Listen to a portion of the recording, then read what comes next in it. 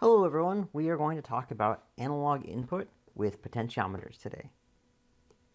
So I'm going to address what analog digital is as a review, talk about potentiometers, and then introduce the idea of voltage dividers. So when we thought about this, analog and digital, right, we know that a clock would be analog, it's continuous.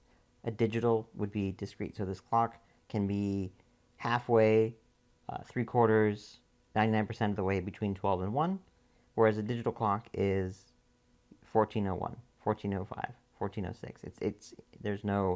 We call it discrete. So again, as another way of saying that is that there are infinite states and there are discrete states in these two types of signals, analog versus digital. So what we're going to look at is a potentiometer. A potentiometer is basically a resistor, except it is a variable resistor. That's what makes it special, meaning it can change. The resistance can change. We often call this a pot or a trim pot or a potentiometer. Those are all the same kinds of names. And we'll see that it has 3 pins. Here's a good example. You can see there's essentially one pin, one pin, one pin. There's 3 of them. Okay? And so one of these pins we typically connect to ground. One of these pins we connect to power. And then usually the middle one is going to be the wiper. And you can think of it just like a windshield wiper if you want. It's basically moving between the two extremes, the left pin and the right pin. It's sweeping just like a windshield wiper on your car would go back and forth between the sides. The electrical symbol looks like this, which is kind of convenient. It's a resistor with the arrow. It typically means it's going to move. Now, the value of these resistors can change for different potentiometers. Ours is a 10K potentiometer, so that means the resistance will go from 0 on one side when you turn the knob one way, all the way up to 10K when you turn the knob. But obviously you can buy different kinds of potentiometers for your needs. And where do we find these? If you think about this for a second, think about things that are analog and things that you would have a knob that you might turn, or even some kind of switch that is continuous. So if you can't think of anything, one that is near and dear to my heart would be on guitars. So the guitar knobs are analog potentiometers. So as you turn the knob on the guitar, it's a continuous resistance that's changing the volume of the guitar or the tone of the guitar, or depending on what instrument you're playing. You might also see this on dimming light switches, for example, right, where you can vary the light level very carefully as you turn the knob back and forth. Certain car stereos, a lot of it's digital now, but certain older ones might have a trim pot. So what I'd like to do is I'd like to talk a little bit about how this works. Now, for much of what we do in this class, you're not going to be doing equations, you're not going to be solving these, but we are going to use these a lot, and so I want us to at least intuitively understand how these work. Okay? So what this picture is showing you is our potentiometer. Now remember I said the potentiometer, right? If you think about it, it kind of looked like had a little knob, right? It had kind of the knob in the center, and it had 3 different pins. Okay? Well, think of these circles, 1, 2, 3, as the pins. So this is one pin, this is another pin, and this is the 3rd pin. Okay? So what we're going to do is we are going to connect one pin to ground and one pin to power. And then the middle pin, this V out, that's going to go to an analog input pin on the argon. So ground one side, power, meaning 3.3 volts, VCC on one end, and then in the middle, we connect that to the argon. And so here's the magic thing. As you turn the knob, this arrow here, this wiper, it's going to move up and it's going to move down. And as it moves up and down, it's literally moving across the resistor that's inside. And as it moves across the resistor, it's going to change the resistance that we see right here. So we call this a variable resistor, because as the knob turns, the output resistance that you see, if you were to measure it, is going to change. The more formal way we're going to use this is called a variable voltage divider, but we're going to get to the voltage part in just a second. Let's just deal with the resistance.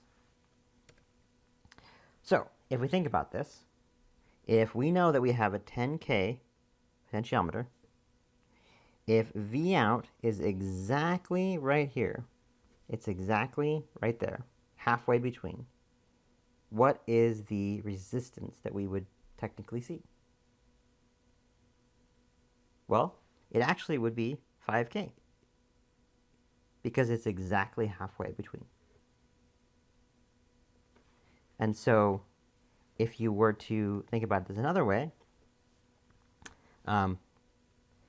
we can consider that the argon doesn't have the ability to measure resistance. So the argon has many cool capabilities, but it measures voltage.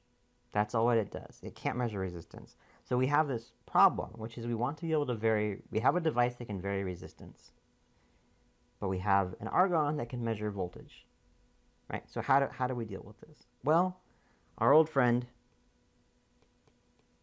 Ohm's law reminds us that there's a relationship between voltage and resistance.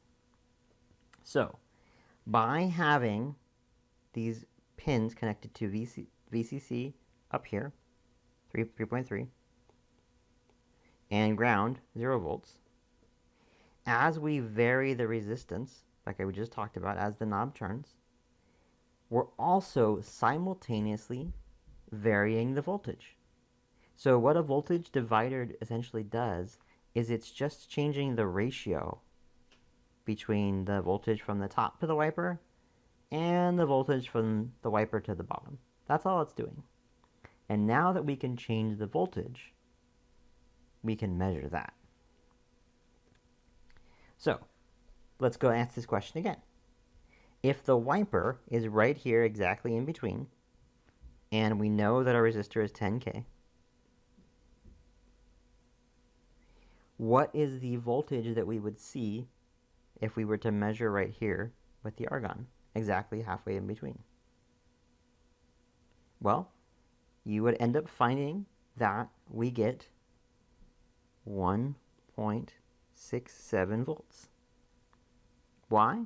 Well, remember that up here is 3.3 volts. Here is ground. So we are dropping voltage from here to here, and that's exactly halfway through 10K. We know that this is going to be 5 kilo ohms. And so what we end up finding is that half of 3.3, half of that resistance, is going to be 1.67. Now, if we were to move the wiper all the way to the top, so this would be something like this,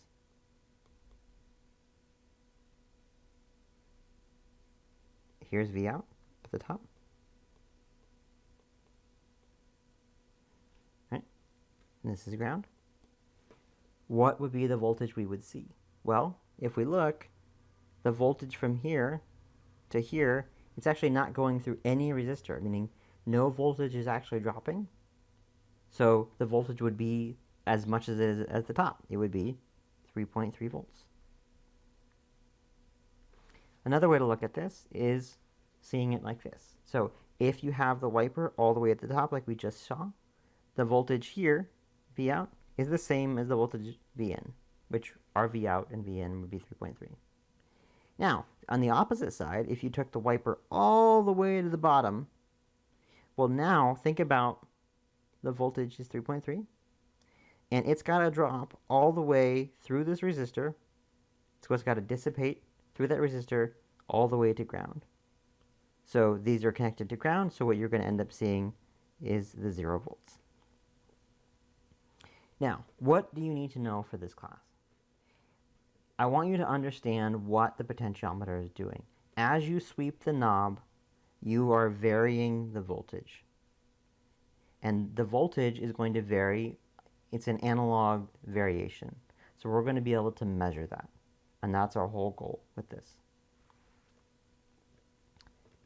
Now, in code, there's a very simple 2 things we need to know. We simply need to set the pin mode. So pin mode is that command we use to say, hey, I would like to measure the voltage of a pin. So in this case, I made a variable called pin pot, and it's going to be pin A0. And then I do in the setup, I say, okay, I would like to make this pin pot, that pin, an input pin. It's either input or output, and we want it to be input. As a note, when you're measuring pins that are going to have analog input, we are only able to use these 6 pins. A0 and A5 are the only ones that can measure, A0 through A5, pardon me, the only pins that can measure analog input. Okay, once it's set up for input, all we do is we say analog read. And that'll give you that value.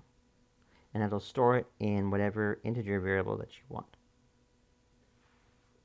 One of the things we'll talk about later in class is how to figure out what is the value that we're going to get here. But for now, it's safe to just accept that this command will return the value that is read as you turn the potentiometer into that integer variable.